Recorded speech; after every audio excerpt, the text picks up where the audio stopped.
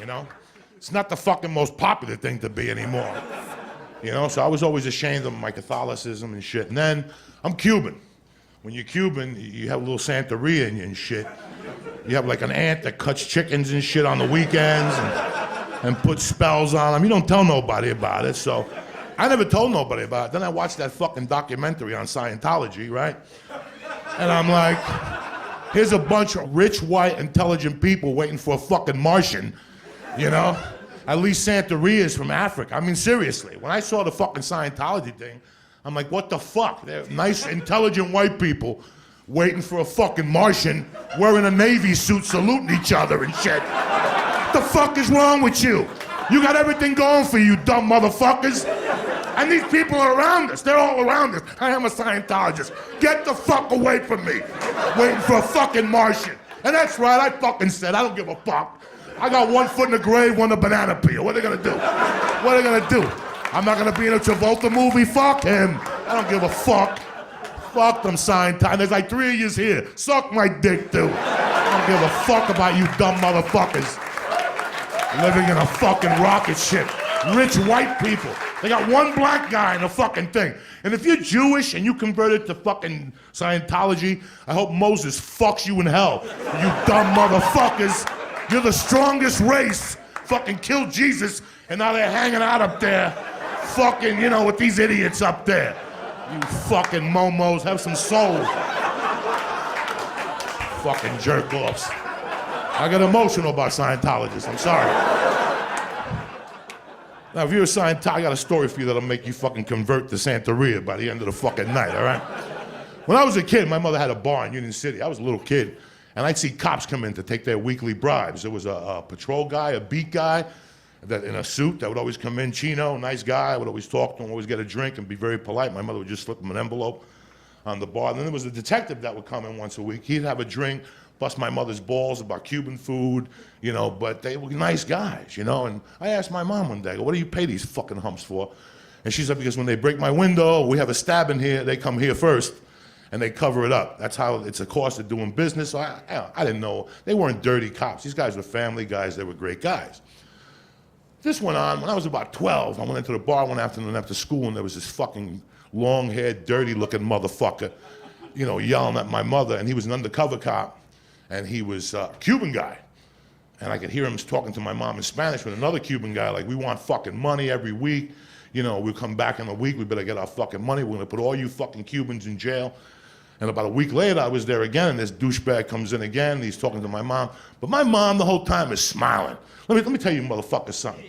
Pre-revolution Cuba, before 1959, those motherfuckers are tough. Tough! Batista made Fidel look like a daycare center. Batista didn't fuck around. Those Cubans are fucking tough. My mother was tough, and my mother would go off on you, but this day she was just smiling. But I could tell it bothered my mom. These Cubans in Union City, that was the second biggest Cuban community, so we had a bunch of bars. We had a Brindi, a Café Loatita, we had Club 38. Listen to this, this is straight up. Club 38, his name was Willy Vandy. This guy was the grandson to the guy in Godfather 2 that they took the senator to see in Cuba. They had the chick tied up, and the guy had a big dick, remember, with a mask and a top hat? This was his grandson, and he had a big dick too. I swear to God, I was like 12. I went over there with my dad one night. I saw his dick, I got all dizzy and shit. It was fucking huge. They had this immigrant chick tied up, and he would just smack her with a dick and shit. A little black Cuban dude with a top hat fucking playing a conga. It was fucking tremendous, right? I'm like, holy shit. That guy's dick was fucking big, and he was white. It was to the fucking floor, this guy. It looked like a fucking tail. This was amazing.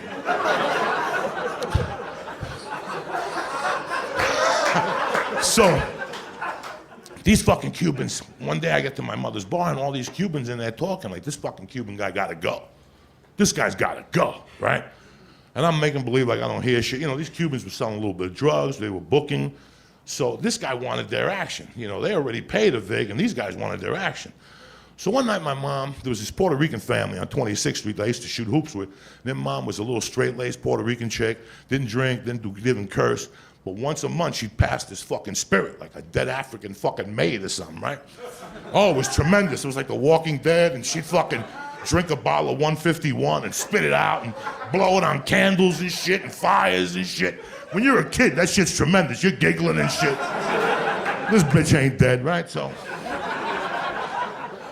this chick's in her fucking trance and I'm giggling with her kids.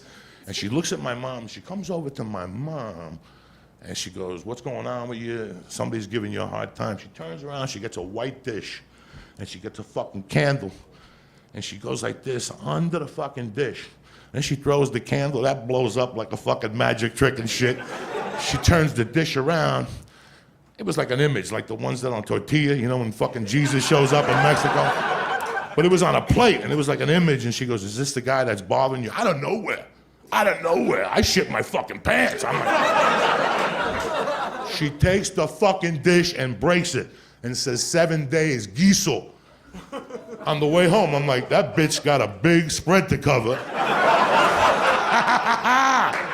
Holy shit. I don't say nothing. I wasn't allowed to talk about that shit with my little fucking Italian friends or nothing. So about a week later, I go to grammar school. I get in there. I was going to school in North Bergen, which is a complete different jurisdiction. And I see the teachers talking about, and I hear them talking about bullets. But you know somebody's body language? You knew something happened. I go to class. I get out of class. I get my bicycle. I ride up to my mom's bar. The fucking Cubans are in there doing blasts. These were when Cubans did real coke out of aluminum foil. Fuck the grinder. They would just put fucking rocks in their nose and shit. I'd have to tell my mom, Mom, wipe your nose.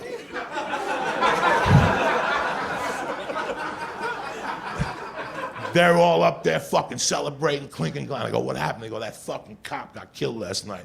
There was this taxi cab company. They sold coke, Rapido Taxi. They were Cubans. Rapido means quick, you know what I'm saying?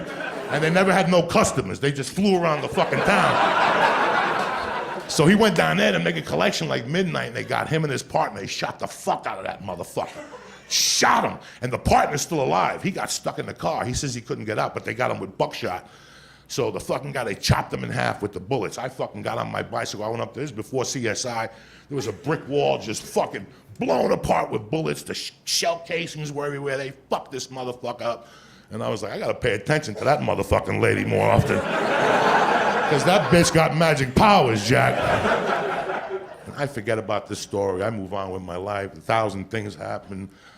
I go to jail, I come out, I go to apply for a fucking job at a Honda dealership in Boulder, Colorado. They go, a couple of people got to interview you, but one of them is Cuban. And, you know, he's gonna come in a little while. He comes in, we start talking, I go, so where are you from, Miami or Union City? He goes, we used to be from Union City, but my dad was a cop and he got shot there 20 years ago. And all of a sudden I got dizzy like I saw Willie's dick all over again. And I got the fuck out of there. I ain't working with this kiss of death, and that's the story. Thank you very much, guys.